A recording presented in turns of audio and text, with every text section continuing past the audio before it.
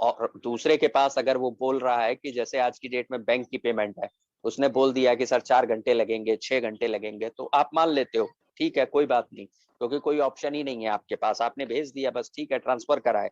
But blockchain में एक खासियत है, आपने भेजा, आप उसको हैश कोड या अपना एड्रेस ट्रांसफर कर दो कि भैया मैंने भेज दिया, ये रहा प्रूफ, वो खुद चेक कर लेगा और उस पर अपने आप पता चल जाएगा कि हाँ ट्रांसफर हो चुका है। तो रियल टाइम ट्रैकिंग होती है।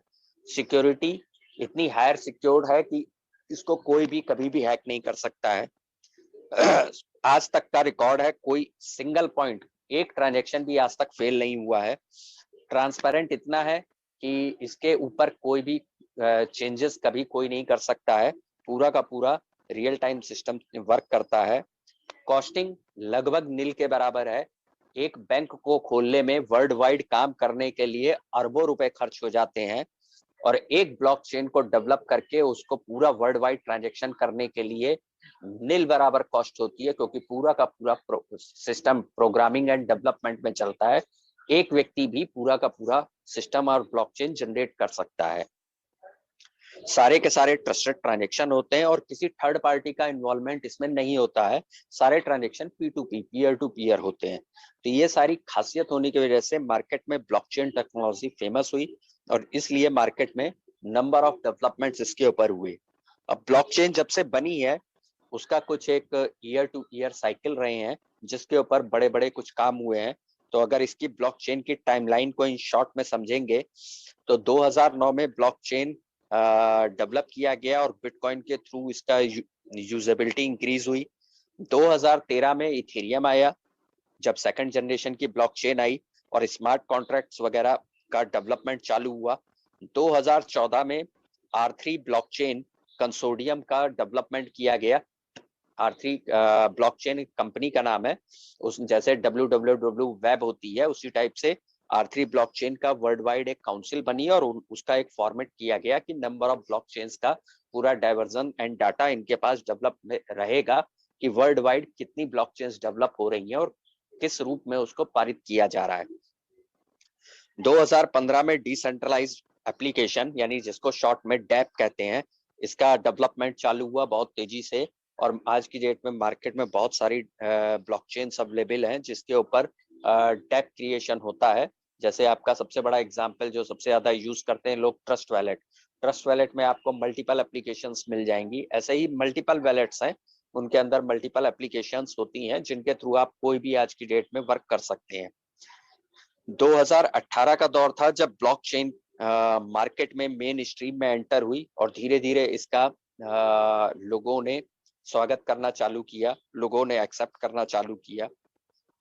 लास्ट ईयर 2020 वो ईयर रहा है जहां से वाइड स्केल पर इसका अडॉप्शन स्टार्ट हुआ है। आज की डेट में बड़े बड़े इंस्टीट्यूशन जिसको भी आप नाम सोच सकते हैं, चाहे वो एलोन मस्क है, चाहे माइक्रो स्ट्रेटजी है, चाहे स्क्वायर है, एनीथिंग जो भी आप बड़ा नाम सोचोगे वो कहीं ना कहीं ब्लॉकचेन और क्रिप्टो इंडस्ट्री के साथ अटैच्ड है। अभी 3 दिन पहले भी न्यूज आई है, अगर आप लोगों ने न्यूज अटैच रहते होगे, गूगल ने वापस से 2018 में बैन कर दिए थे, सॉरी 17 में क्रिप्टो के एडवर्टाइज आप नहीं कर सकते हैं, गूगल उसको रिस्ट्रिक्ट कर दिया था। वापस से 3 दिन पहले उसने 3 अगस्त से ओपन कर दिया है। अब गूगल भी अपने आप क्रिप्टो के द्वारा एडवर्टाइज करेगा, तो और आप जानते हो गूगल अगर एडवर्टाइज करता है तो क्रिप्टो की पॉपुलैरिटी कितनी और तेजी से बढ़ सकती है, और आपके जितने भी रिस्ट्रिक्शंस थे वो सारे के सारे ओमिट हो गए। तो प्रेजेंट टाइम पर बड़े बड़े इंस्टीट्यूशन एंटर हुए हैं ब्लॉकचेन इंडस्ट्री के अंदर, ये बहुत बड़ी पावर है। जो अभी मार्केट में सबसे बड़ी वॉर चल रही है जिसके ऊपर बड़ी बड़ी ब्लॉकचेन कंपनीज अपने आप को अपग्रेड कर रही हैं, वो सबसे बड़ी वॉर है डेफीज एंड डेप्स की। डेफीज मतलब डिसेंट्रलाइज फाइनेंस।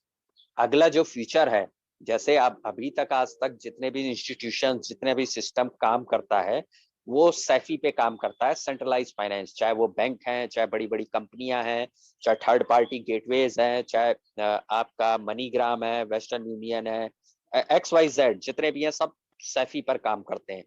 अगला जो फ्यूचर ब्लॉकचेन की पावर को 10 सालों में देखने और समझने के बाद लोगों को समझ में आया है, it is the decentralize finance. तो उसको शॉर्ट में डिफाई कहा जाता है। तो अगला जो वॉर है एक तरीके से एडॉप्शन है, वो डेफीज के ऊपर है, और दूसरा इसी के ऊपर डेवलप की हुई एप्लीकेशन, डिसेंट्रलाइज एप्लीकेशंस। और इन दोनों जगह पर जो सबसे बड़ी प्रॉब्लम आ रही है, जो पिछले 1-1.5 सालों से इथेरियम झेल रहा है, जो लोगों ने इथेरियम पे काम किया होगा मालूम होगा कि नंबर ऑफ ट्रांजैक्शंस जब बढ़ते हैं तो फीस बहुत ज्यादा बढ़ जाती है और ट्रांजैक्शन स्लो हो जाते हैं।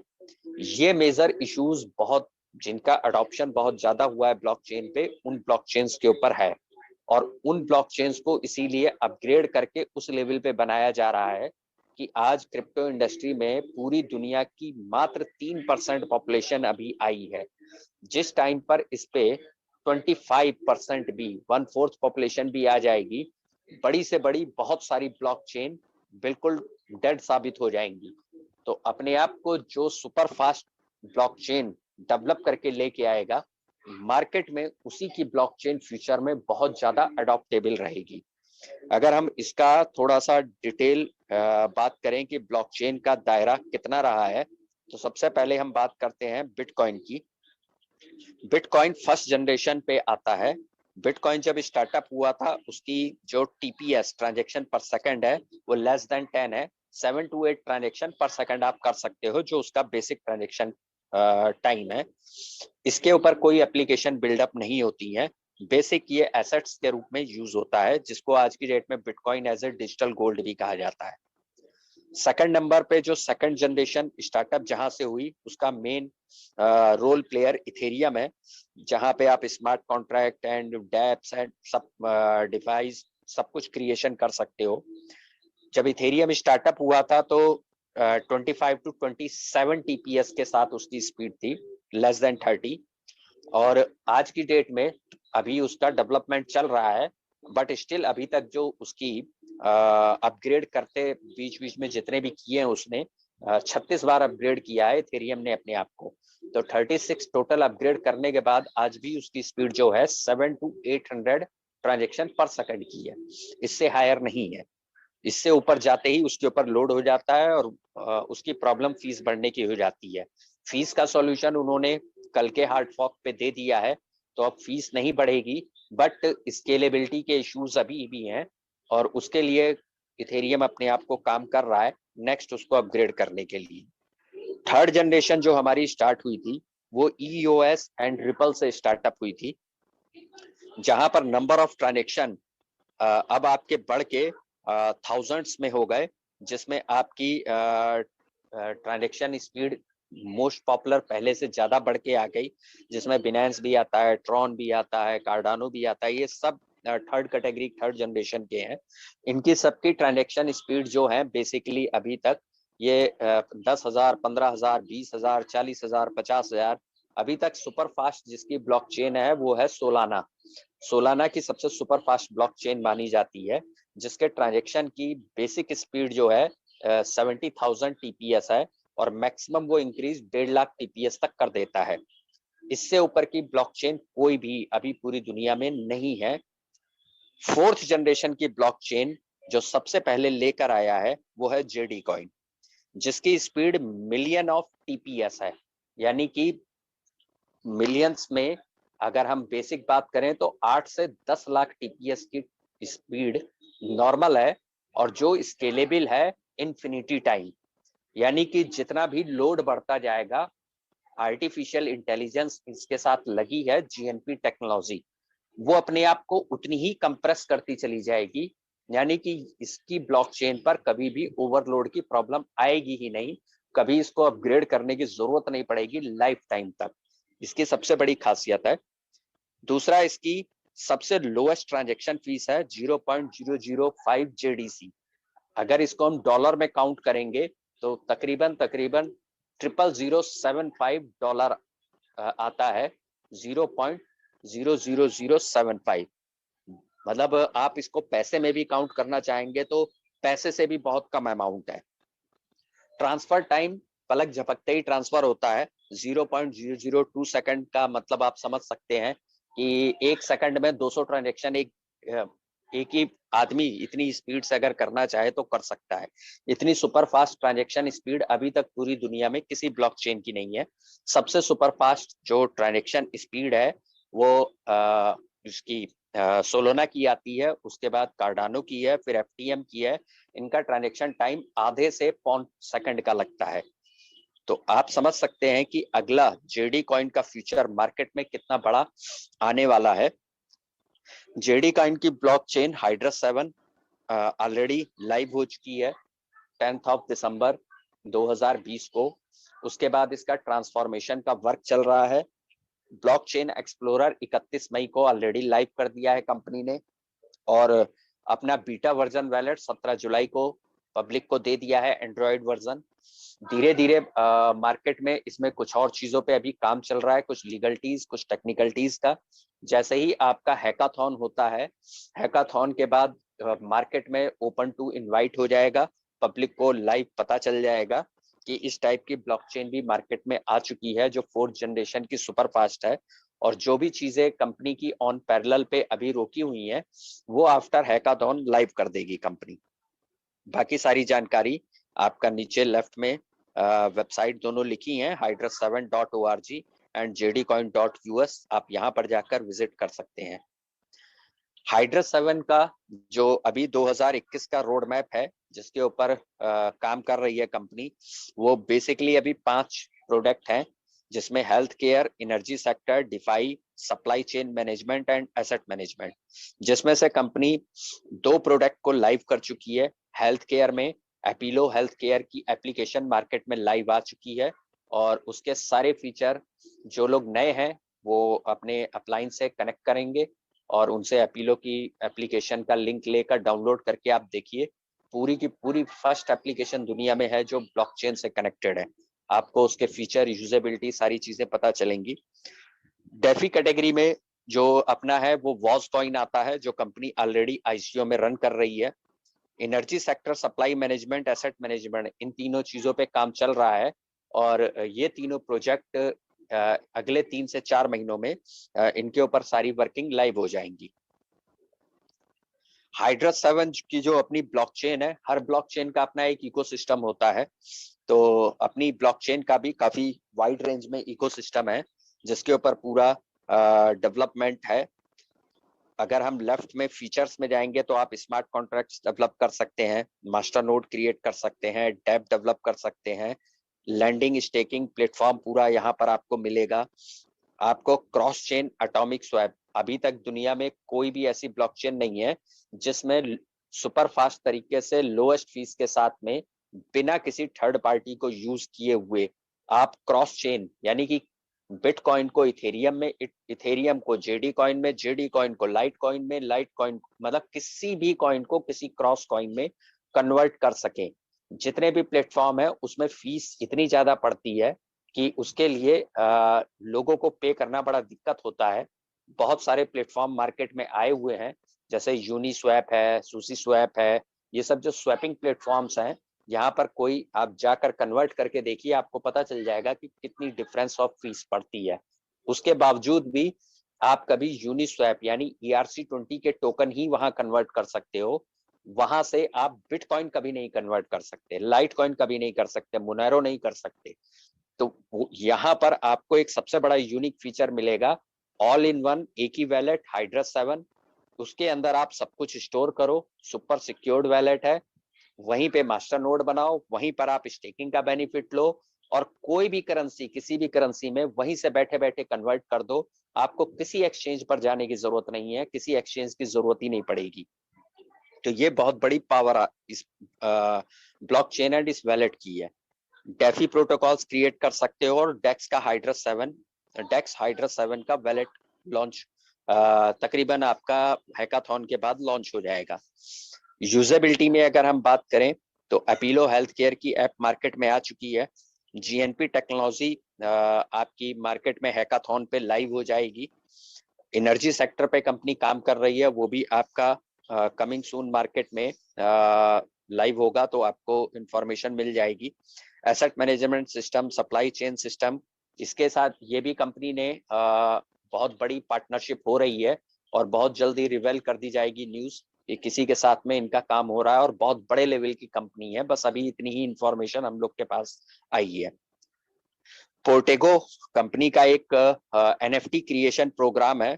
जैसे मार्केट में एनएफटीज का इस टाइम बहुत बड़ा मार्केट बना हुआ है आफ्टर डेफीज, तो पोर्टिगो नाम से जो एप्लीकेशन इनकी आनी है अक्टूबर के आसपास में, उससे आपको मार्केट में एनएफटी क्रिएट करने का दुनिया को एक मौका मिलेगा जो हाइड्रस 7 के थ्रू क्रिएट की जा सकेंगी।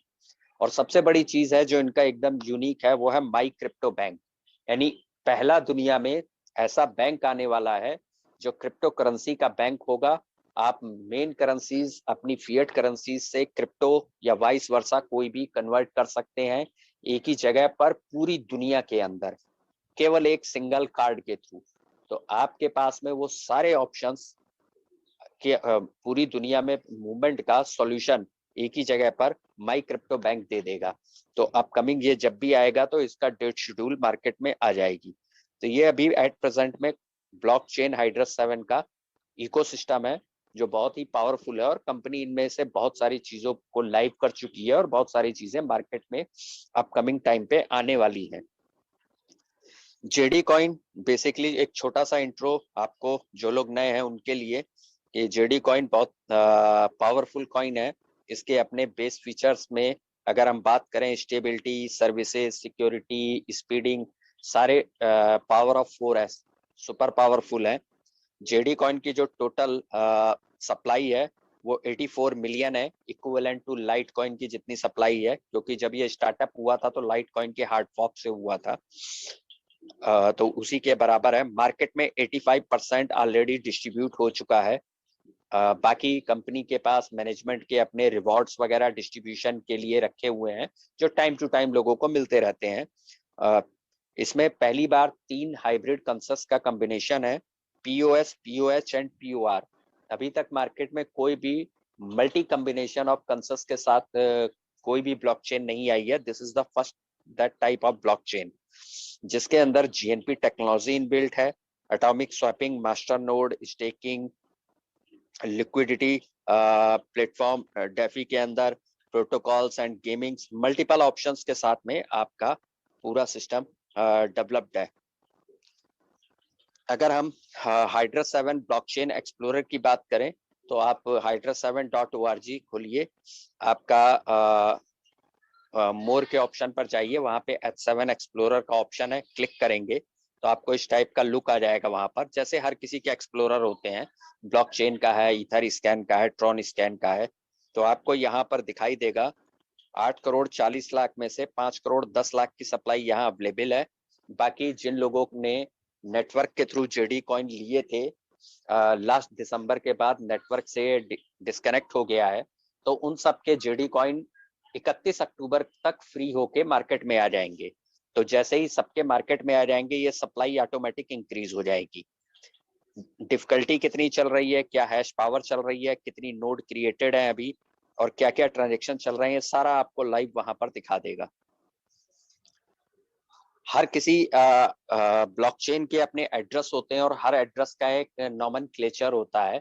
जैसे आपके इथेरियम के एड्रेस 0x से शुरू होते हैं, ट्रॉन के एड्रेस T से शुरू होते हैं, तो वैसे ही अपने जेडी कॉइन के एड्रेस, जेडी कॉइन का जे लेटर से सारे के सारे एड्रेस शुरू होते हैं। तो ये आपको एक पहचानने के लिए है कि हाँ ये जेडी कॉइन का एड्रेस है। ये एक अपने हाइड्रस 7 वैलेट का लुक है और इसमें लगभग इन शॉर्ट में फीचर्स दिखाए गए हैं। ये आपका ये बाई सेल का ऑप्शन है, यहाँ पर आप अपनी करेंसीज को स्टोर कर सकते हैं। ये आपका डैशबोर्ड है, जो मेन डैशबोर्ड आएगा वो इस टाइप से आपको दिखाई देगा, जहाँ पर आपकी करेंसीज यहाँ पर पड़ी रह सकती हैं। ये एटॉमिक स्वैप का फीचर होगा जिसके अंदर आप अपनी आइडेंटिटी को वेरीफाई करके और उसके बाद आप अपना स्मार्ट स्वैप कर सकते हैं। और प्लस इसमें आपका डायरेक्ट परचेज का ऑप्शन भी है, क्रेडिट कार्ड, डेबिट कार्ड या बैंक अकाउंट से डायरेक्ट आप अपनी करेंसीज को परचेज भी कर सकते हैं। यानी किसी भी कंट्रीज के अंदर जो भी उसके नॉर्म्स होंगे केवाईसी के, उसको फिलअप करके आप इसको परचेज कर सकते हैं, क्योंकि बाई के ऑप्शन के लिए हर कंट्रीज में अपने नॉर्म्स होते हैं केवाईसी के। तो केवाईसी के जो लोग परचेज करेंगे उसको केवाईसी की